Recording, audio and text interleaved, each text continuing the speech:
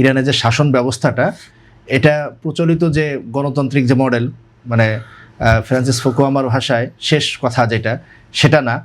তো ইরানি যে শাসন ব্যবস্থা, সেটা নতুন এক ধরনের শাসন ব্যবস্থা হাজির করছে, যেটা সারা বিশ্বের মুসলিমদের সামনে একটা মডেল হইতে পারত।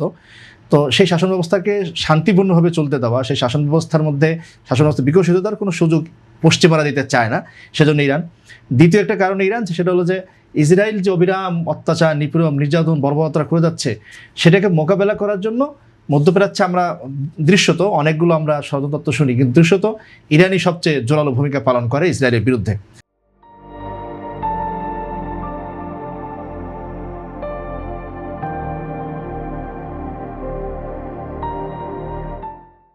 তো এই দুই কারণে ইরানকে আসলে আঘাতটা করা হয়েছে। এখানে শুধু তেল আর গ্যাস বলে যদি যেটা বলে যে ওইটা যদি বলি, তাহলে আসলে আমার মূল সমস্যাটাকে আসলে এড়ায় যাওয়া হয়। মূলত ইসলাম প্রশ্নটা এবং হলো ইসরায়েলের, ওদের ভাষায় তথাকথিত ইসরায়েলের যে বর্বরতা চালানোর যে স্বাধীনতাটা, সেটাকে নিশ্চিত করার জন্য আসলে ইরানকে টার্গেট করা হয়েছে। এই যে টার্গেটটা করলো, এই যে হামলাটা হইলো, এর মাধ্যমে বর্তমান যে বিশ্ব ব্যবস্থাটা যে দ্বিতীয় বিশ্বযুদ্ধের পরে গড়ে উঠছিল, সেটা চূড়ান্তভাবে ভেঙে গেল।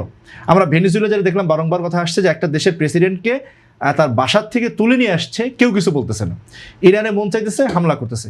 এই বিশ্ব ব্যবস্থা, যার অন্যতম একটা মানে গুটি হলো জাতিসংঘ, সেটার ব্যর্থতা প্রমাণিত হয়েছে এবং জাতিসংঘটা আসলে ভেঙে যাওয়া উচিত। আমরা দুজন, আমার সমালোচক বললেন যে আমরা কথা বলবো, মানে আন্দোলন করব, জনমত গঠন করব, এটা করে কি হবে? যুদ্ধটা বন্ধ হবে? করে এই যে বিশ্ব ব্যবস্থাটা, সেটা টিকে থাকবে। এই বিশ্ব ব্যবস্থা কি একটা জায়গায় শান্তি আনছে? সেই ইসরায়েলের প্রতিষ্ঠা থেকে বলেন আজকে পর্যন্ত এই বিশ্ব ব্যবস্থা পশ্চিমের স্বার্থ ছাড়া আর কোন নিপীড়িত মানুষের স্বার্থ তারা দেখে নাই। ফলে আমার মনে হয় একটা এই যুদ্ধটা, এটা এবং ট্রাম্পের ক্ষমতায় আসা, এটা একটা প্রসব বেদনার মতো। বিশ্ব ভেঙে যাচ্ছে, বর্তমান বিশ্ব ব্যবস্থা, সেটা ভেঙে যাক, ভেঙে নতুন একটা বিশ্ব ব্যবস্থা তৈরি হোক, যেখানে এই ভাঙা করার মধ্যে অনেক আন্দোলন হবে, অনেক সংগ্রাম হবে, অনেক জীবন যাবে, কিন্তু এইরকম একটা নিপীড়নমূলক ব্যবস্থা, এটা আর টিকতে দেওয়া যায় না। এটা ভেঙে যাক, সেজন্য সবাই সর্বত্র জায়গার থেকে, আমি আজকে অনলাইনে বলা ঠিক, এর বলা ঠিক হবে কিনা, যে শুধু আন্দোলন না, এই বিশ্ব ব্যবস্থা ভেঙে ফেলার জন্য যার যা করা উচিত তাই তো করা উচিত। আর আপনি যে বললেন যে মুসলমানদের মধ্যে ঐক্যটা নাই কেন, এই পৃথিবীর সবচেয়ে বড় দুর্ভাগ্যের জায়গা হলো এটা, যে আমরা মুসলিম যারা রয়েছে তাদের মধ্যে উম্মাহ ধারণাটা আসলে নাই। যুদ্ধই কি বিশ্ব ব্যবস্থা ভেঙে দিবে? না, এখন এই যুদ্ধের মাধ্যমে বিশ্ব ব্যবস্থা গড়ে উঠছিল। এই বিশ্ব ব্যবস্থাটা যুদ্ধের মাধ্যমে গড়ে উঠছে, দ্বিতীয় বিশ্বযুদ্ধের পরে। হ্যাঁ, আলাপ আলোচনা বহুত কিছু হয়েছে, কিন্তু দ্বিতীয় বিশ্বযুদ্ধ বাস্তবতা না আসলে হতো না। এখন এটা ভাঙার জন্য আলোচনার কোনো সমাধান হবে না, কারণ এই ট্রাম্পের এবং পশ্চিমাদেরকে আলোচনা করে কথা শোনার কোনো সুযোগ নাই। এটা আমার মনে হয় এটা যুদ্ধ করেই ভাঙতে হবে, যুদ্ধ করে ভেঙে যাক। তাতে যদি অনেক মানুষের রক্ত যায়, আমারও যদি রক্ত যায় যাক, কিন্তু এই বিশ্ব ব্যবস্থা আর মেনে। ইসরায়েলে কি পরিমাণ মানুষকে হত্যা করলো, আজকে আমরা 54 জন বাচ্চার জন্য আক্ষেপ করছি, অবশ্যই আক্ষেপের বিষয়। ফিলিস্তিনে হাজার হাজার বাচ্চাকে মেরে ফেললো, কোনো পশ্চিমে কোনো কিছু হয় না। পশ্চিমে একটা কুকুর মারা গেলে পশ্চিমের সবার মানবাধিকার চেতনা তারা উজ্জীবিত হয়, কিন্তু ইসরায়েল এটা হলো না। তো এই যে বিশ্ব ব্যবস্থা কোন জায়গায় তারা করতেছে না, ফিলিস্তিনে করলো, ইরাকে কয়দিন আগে কি করলো, ইয়েমেনে কি করতেছে, ইয়েমেনে তো এখনো সেটা বিদ্যমান, কত মানুষকে তারা নির্যাতনের মধ্যে রাখছে। তো এই বিশ্ব ব্যবস্থার সাথে ভালো কিছু আশা করার সুযোগ নাই।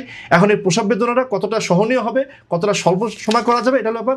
আর মুসলমানদের মধ্যে মুসলিম উম্মাহ জাগ্রত হওয়ার যে ধারণাটা, এটা আমি মানে সত্যি কথা আশা দেখি না। আমাদের মধ্যে দল মত আদর্শ, আজকে যখন এটা হচ্ছে শিয়া সুন্নি, এটা ধারণাটা বড় হয়ে দাঁড়াইছে। হ্যাঁ, ওই সৌদি আরব, আরও কয়েকটা দেশ, তারা সুন্নি আর এরা হলো শিয়া। অথচ ইসলামী খেলাফতের পুরোটা সময় শিয়া হোক সুন্নি হোক, সবাই মুসলমান হিসাবে ট্রিট হয়েছে।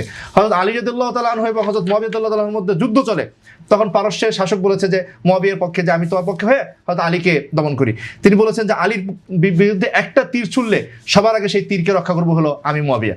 তো মুসলমানদের মধ্যে এটা থাকা উচিত, যদিও এটা শিয়া সুন্নি না, কিন্তু শিয়া সুন্নি মতবাদটা জায়গায় রেখে, এটা ইরানিদের কিছু দোষ আছে। ইরানিরাও এক ধরনের আধিপত্য বিস্তার করতে চাইছে, আবার সুন্নিরাও আধিপত্য বিস্তার করতে চাইছে, কিন্তু সব কিছুর উপরে এসে এই যে মানুষ যে মারা যাচ্ছে, বাচ্চা যে মারা যাচ্ছে, বিশ্ব ব্যবস্থা যে এই জায়গায় চলে যাচ্ছে, আমার মনে হয় এটা ভেঙে যাওয়া উচিত। ভেঙে যাক, ভেঙে গেলে এটা সমাধান আসবে।